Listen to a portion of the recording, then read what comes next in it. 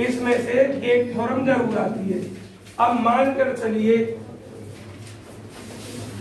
आपकी theorem Lagrange केले में से एक आ जाती है, सबग्रुप नहीं आई, सबग्रुप तो सबग्रुप वाली थ्योरम तो जरूर आएगी, वो ग्रुप में ना आकर फील्ड की आ सकती है या फिर रिंग की आ सकती है, आएगी जरूर।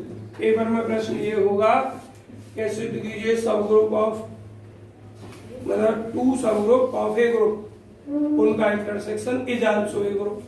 ऐसे ही फील्ड में है, सिद्ध कीजिए अगर दो सब फील्ड हैं तो उनका इंटरसेक्शन भी सब फील्ड, ऐसे ही उसमें है रिंग में। तो ये तीन थ्योरम है इस टाइप की, आनी ही होती है एक थ्योरम। तो मुझे उंगलियों पर लटा हुआ क्या आता है, अब उसे भी करने के लिए कुछ समझना होगा थोड़ा बहुत। जब तुम 3 टेस्ट दोगे, अच्छी तरीके से तैयारी कर लोगे, तब तो मैं बताऊंगा कि अब जो बिल्कुल वैसे बच्चे निम्न स्तर के वो इन्हें कर लो। देखिए हाँ जी, सबसे पहले है सब ग्रुप।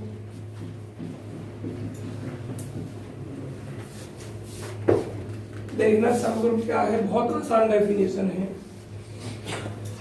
इफ यदि, इफ मत लिखो, शुरू करो जी। जी इज ए ग्रुप, जी आपका एक ग्रुप है, जी आपका एक ग्रुप है, एंड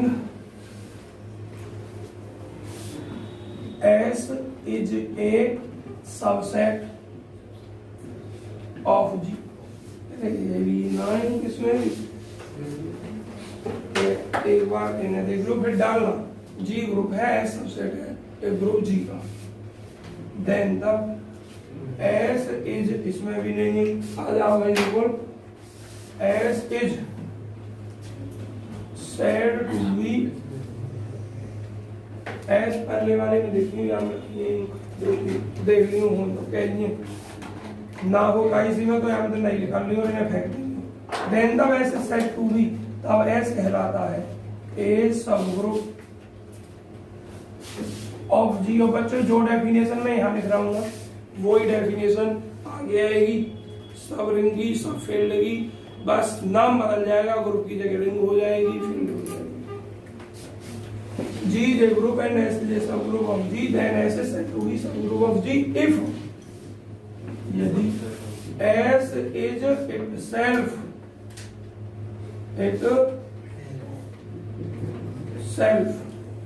एस हो स्वयं में एक ग्रुप, एस भी स्वयं में एक ग्रुप हो, फॉर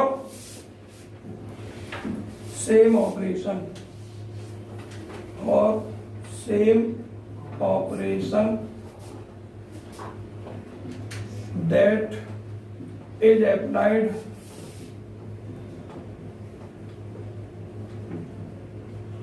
in group।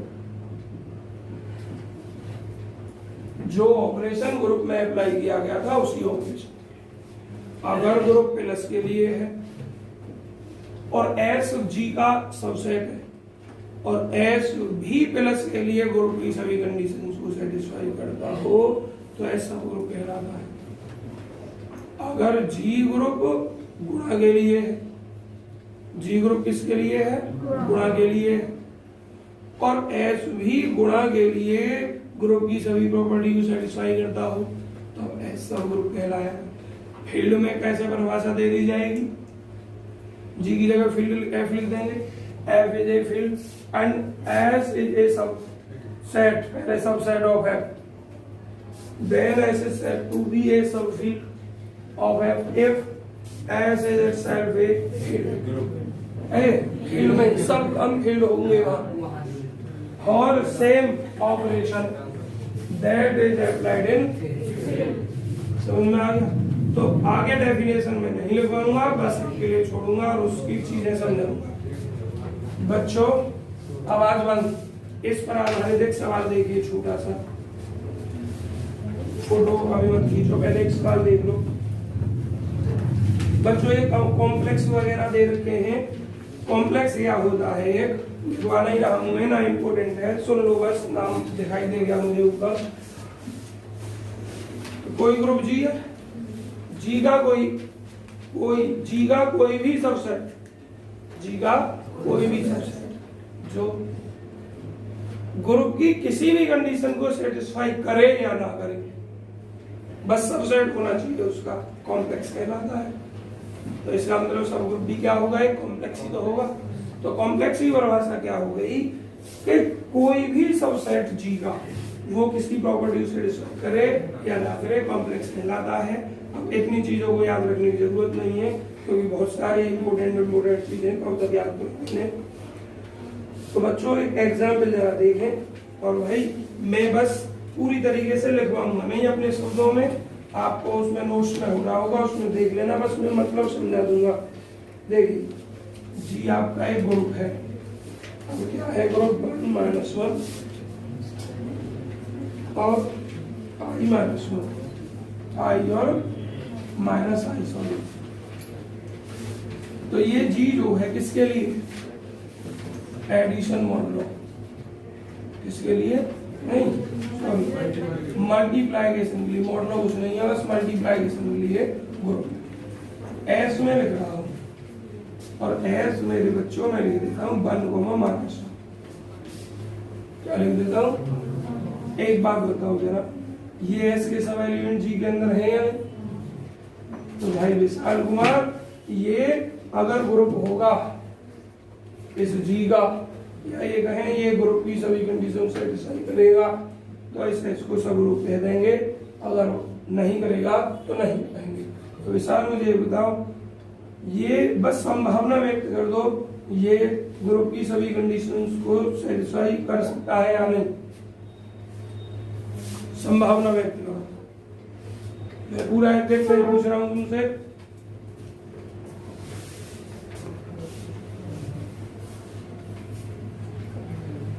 चलिए छोड़ो, एसोसिएटिविटी की बताओ, एसोसिएटिविटी को कर सकता है या नहीं, एसोसिएटिविटी को कर सकता है या नहीं, कर सकता है। यार मुझे कहां से उतार कर, जब मैं पूछा करूं जब नीचे जरूर कर लिया करो, जब बिल्कुल हर समय लगा के रखा करो। हाँ कर सकता है या नहीं, कर सकता है। कैसे? 3 एलिमेंट लेते हैं हम एसोसिएटिविटी में, इसमें 3 एलिमेंट क्या क्या लेंगे, ऐसे बोलना जो मुझे आवाज आ जाए।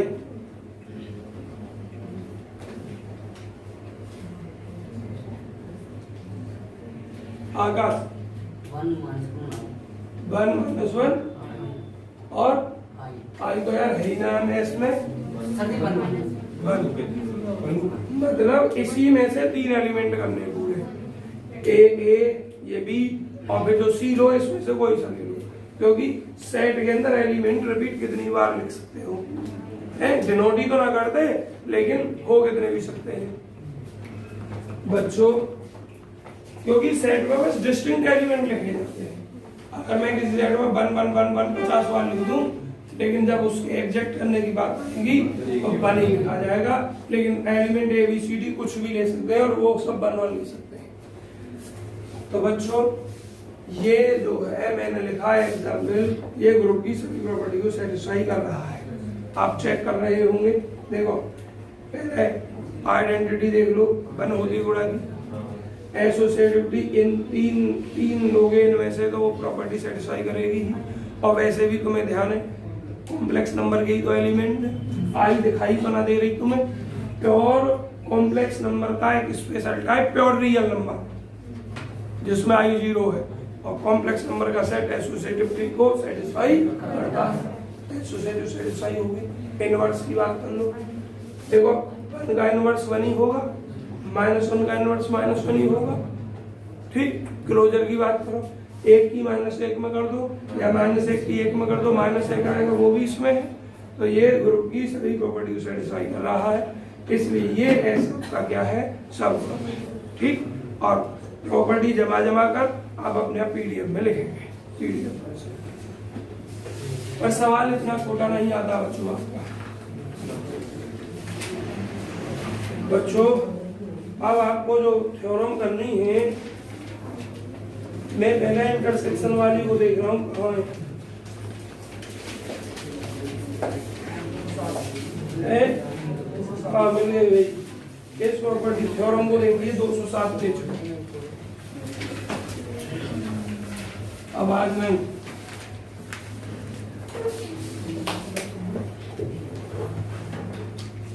मार्कर में डाली,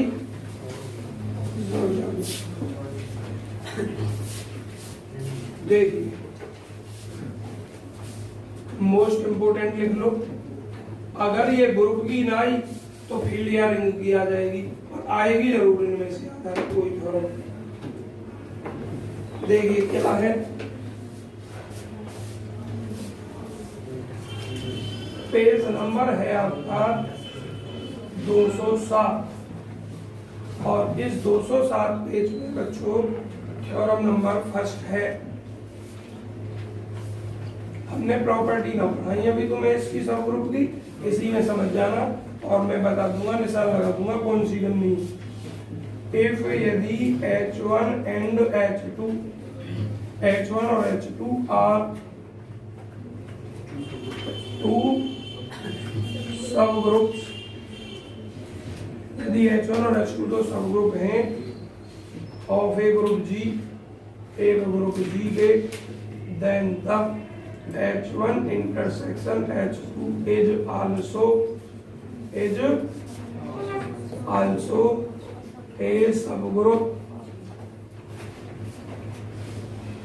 of G। बच्चों देखिए सबग्रुप की एक शॉर्ट प्रॉपर्टी होती है,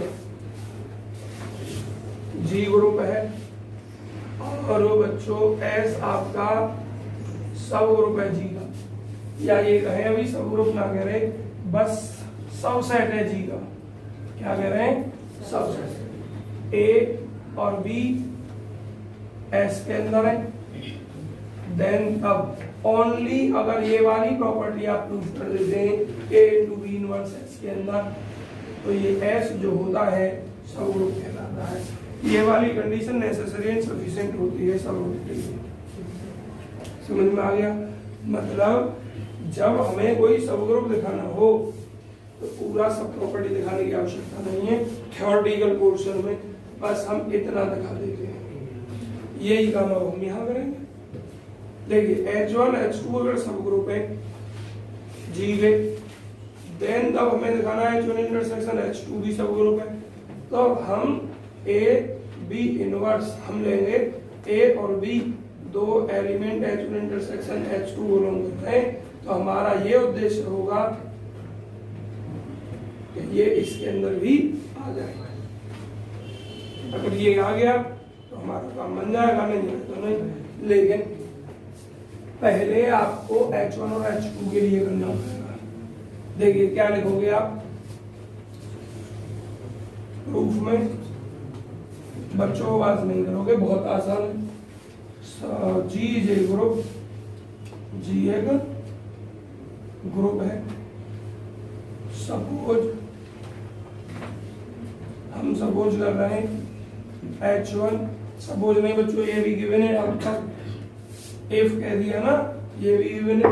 देखो H1 and H2 are two subgroups of G के। देखिएगा लेट, हम क्या कर रहे हैं, हम कंडीशन दिखाएंगे या केवल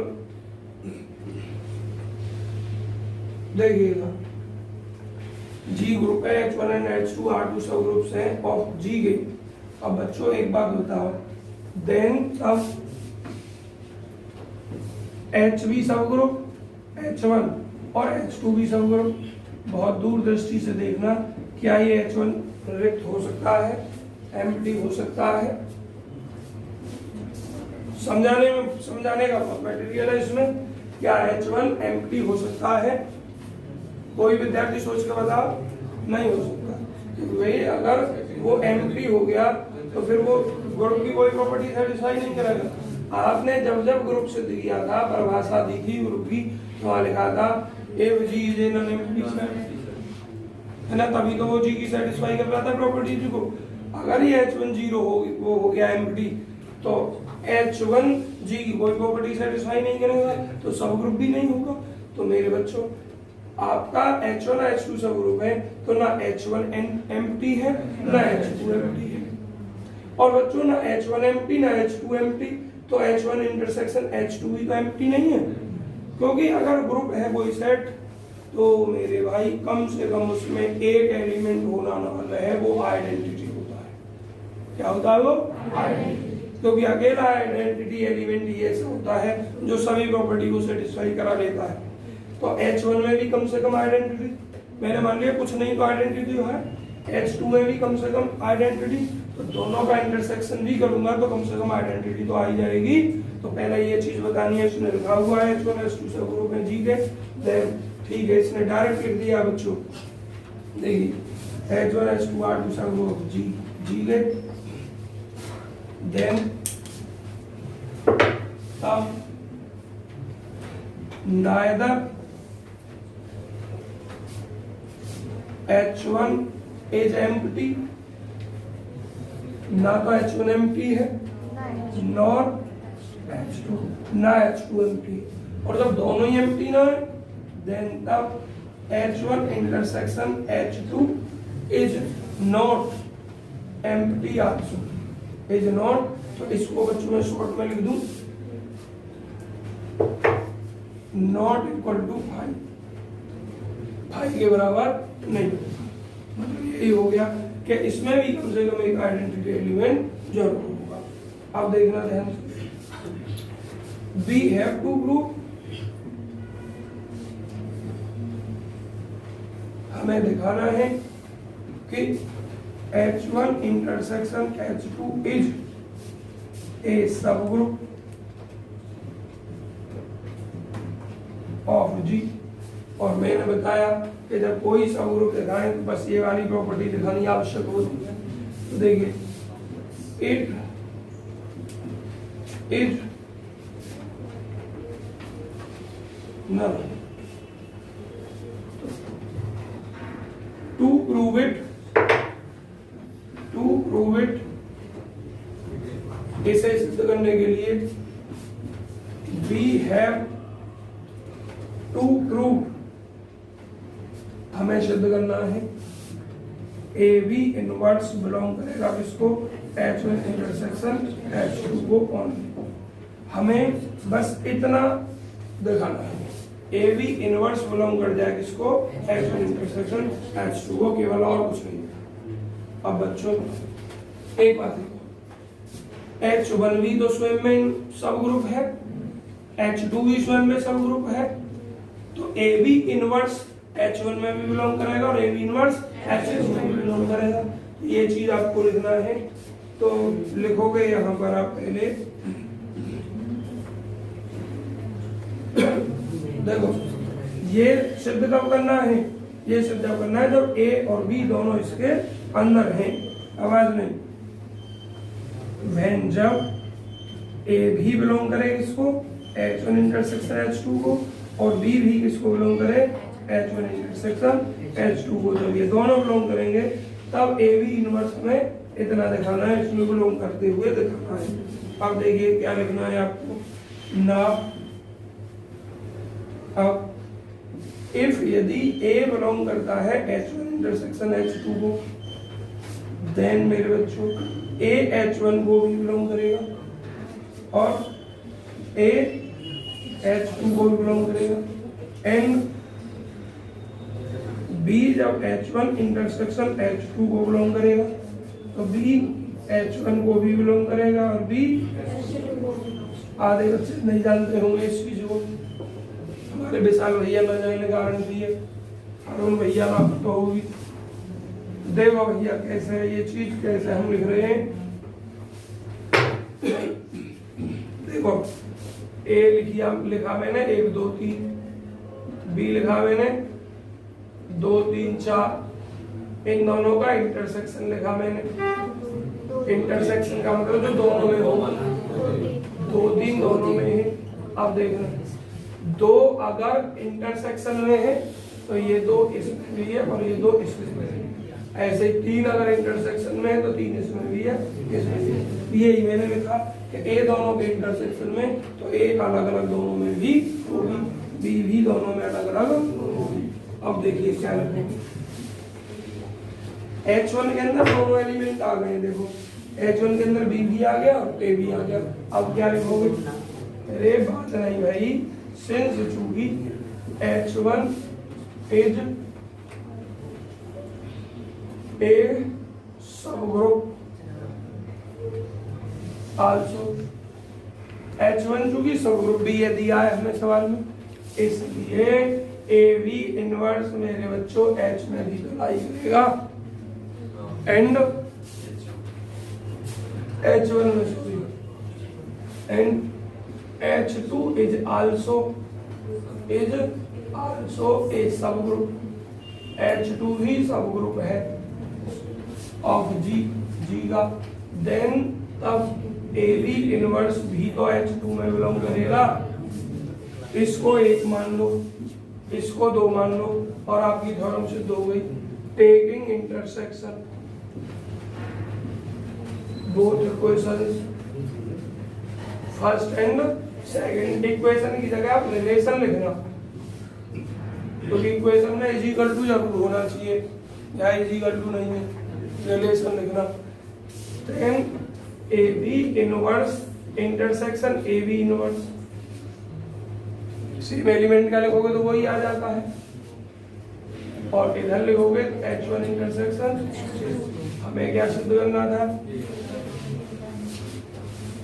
लिखा मैंने कहीं, हमें केवल इतना दिखाना है, मुझे अच्छा ये रहा, ये रहा AB inverse long H1 intersection, ये आ गया हमारा, ठीक। तो क्या लिख दोगे, हेंस प्रूव,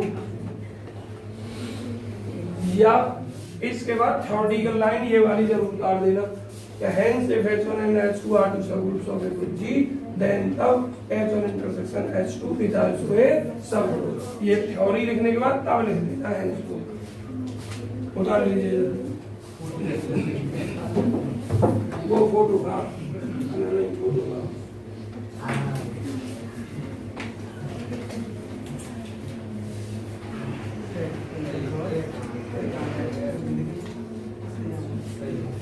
आवाज में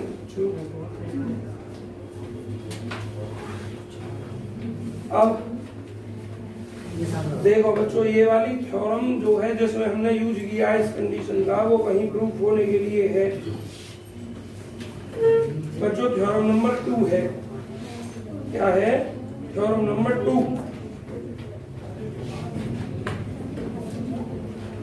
an important characterization property, characteristic property of a subgroup, a necessary and sufficient condition for a non-empty subset H of a group G to be subgroup is that, मतलब आवश्यक और पर्याप्त कंडीशन यही है बच्चों आपकी।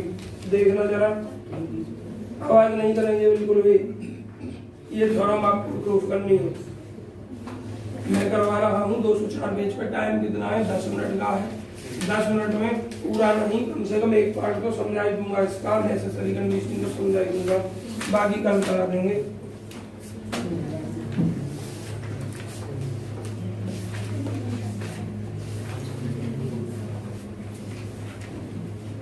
बच्चों इस थ्योरम को कराने के बाद कल पहले सब ग्रुप वो पढ़ाया जाएगा, लैग्रांजेस थ्योरम और केले थ्योरम कल, है ना, क्योंकि परसों तक का टाइम है, नहीं कल तक का ही तो टाइम है। और अगर फिर देखेंगे कुछ ज्यादा जरूरत हुई तो एक लेक्चर और ले लेंगे, ऐसा कुछ नहीं, बिल्कुल 28 को खत्म करो। आवाज नहीं बच्चों, थ्योरम का स्टेटमेंट है, बुक से ही समझ लीजिए, क्योंकि एक ही काम होगा, या तो इसमें लिखूंगा या फिर समझा पाऊंगा, टाइम कम है। थ्योरम क्या है, एक नेसेसरी और सफिशिएंट कंडीशन, आवश्यक भी और पर्याप्त भी कंडीशन, किसी नॉन एम्प्टी सबसेट H के लिए of a group G, subset H का है, टू बी ए सब ग्रुप, मतलब किसी ग्रुप का कोई एक सेट है, सबसेट है, उसका सब ग्रुप होने के लिए केवल एक ही कंडीशन है आवश्यक और पर्याप्त, वो क्या है? ए अगर एच को बिलोंग करता है, बी भी एच को बिलोंग करता है, तो ए भी इनवर्स बिलोंग करेगा किसको? एच को। वेयर जहां b inverse is the inverse of b in G. तो बच्चों नेसेसरी और सफिशिएंट कंडीशन आपको पता है दो तरीके से हम करते हैं, एक में नेसेसरी पार्ट ले लेते हैं, एक में सफिशिएंट पार्ट ले लेते हैं, आगे पीछे भी लिख सकते हैं। तो बच्चों हमें यहाँ एक बार तो एच को सबसेट मानना है और दी गई जो ये कंडीशन है इनका प्रयोग करते हुए सब ग्रुप सिद्ध करना है। एक बार एच को सब ग्रुप मानना है और ये जो प्रॉपर्टी दे रखी है इन्हें सिद्ध करना है। समझ में आ गया? दोनों पार्ट करने होते हैं। तो बच्चों मैं the condition is necessary part को समझा रहा हूं, आप अपने आप उतार लेना। प्रूफ चल रहा है the condition is necessary.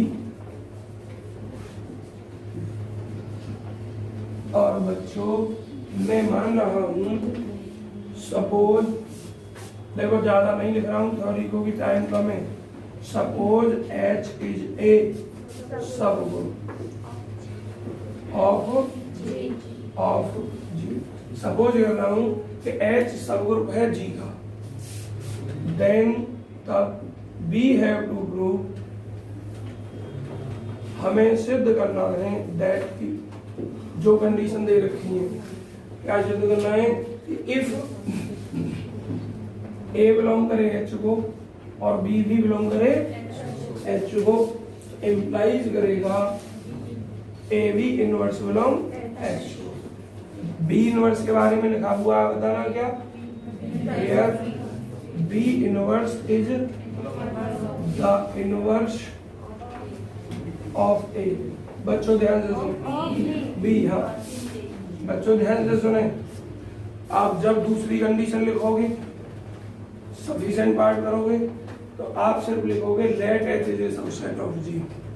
H subset है जी का, सेटिस्फाइंग गिवन कंडीशन, इस कंडीशन को संतुष्ट करते हुए देन तब बी हैव टू प्रूव, हमें सिद्ध करना है एच हमारा सब। ठीक है जी। अब यहाँ उल्टा है, एच हमारा सब ग्रुप है। तो देखिए बहुत आसान है, इससे तो आसान कोई थ्योरम ही ना है, मतलब ये पार्ट से आसान कोई थ्योरम ही ना है। और ये समझो, देखिए तो क्या लिखना है? देखिए ए बिलोंग कर रहा है एच को, बी बिलोंग कर रहा है एच को, हमें ये वाली प्रॉपर्टी सिद्ध करनी है। बस ये हमने लिखा है, क्या दे रखा है और हमें क्या सिद्ध करना है। तो क्या ए बिलोंग कर रहा है एच को, बी बिलोंग कर रहा है एच को। अब देखना ध्यान से, इसको यहां मत लिखो, यहाँ ये रीजन तुम्हें बताना पड़ेगा। देन तब बी इनवर्स भी इसको बिलोंग करेगा एच को। क्यों करेगा? क्योंकि एच आपका सब ग्रुप है, सब ग्रुप है तो ग्रुप की सभी प्रॉपर्टी को सेटिस्फाई करेगा। और उसमें से एक प्रॉपर्टी ये भी है कि प्रत्येक एलिमेंट ग्रुप का इनवर्स रखता है। प्रत्येक एलिमेंट जो होता है ग्रुप का वो क्या रखता है? क्या आराम से छोड़िए, वो ग्रुप का प्रत्येक एलिमेंट स्वयं का इनवर्स रखता है। देन तब बी इनवर्स बिलोंग करेगा एच को। क्यों? रीजन लिखो, क्योंकि एच इज ए सब ग्रुप आदि। एच सब ग्रुप। अब बच्चों एक एलिमेंट ये हो गया और एक एलिमेंट ये हो गया, दो एलिमेंट हो गए एच के, और एच क्या है? सब ग्रुप। सब ग्रुप तो ग्रुप तो पहली प्रॉपर्टी सेटिस्फाई नहीं करनी चाहिए उसको, क्लोजर, और उसके अनुसार दो एलिमेंटों का प्रोडक्ट उसी के अंदर नहीं होना चाहिए। देन तब बाई क्लोजर एक्सियम से बी है, हम रखते ए इंटू बी इनवर्स इसके अंदर एच के अंदर। यही तो हमें सिद्ध करना था। देखो ये लिखा एच सब ग्रुप है जी का, तब हमें सिद्ध करना है तो हमने ए एच के अंदर माना, बी एच के अंदर माना, बी इनवर्स बी एच के अंदर कर दिया। क्यों कर दिया? क्योंकि एच सब ग्रुप है। तब क्लोजर एक्सियम के द्वारा हम ए बी इनवर्स एच के अंदर लिख सकते हैं। हो गया पहला पार्ट प्रूफ। सेकंड पार्ट कल सफिशिएंट कंडीशन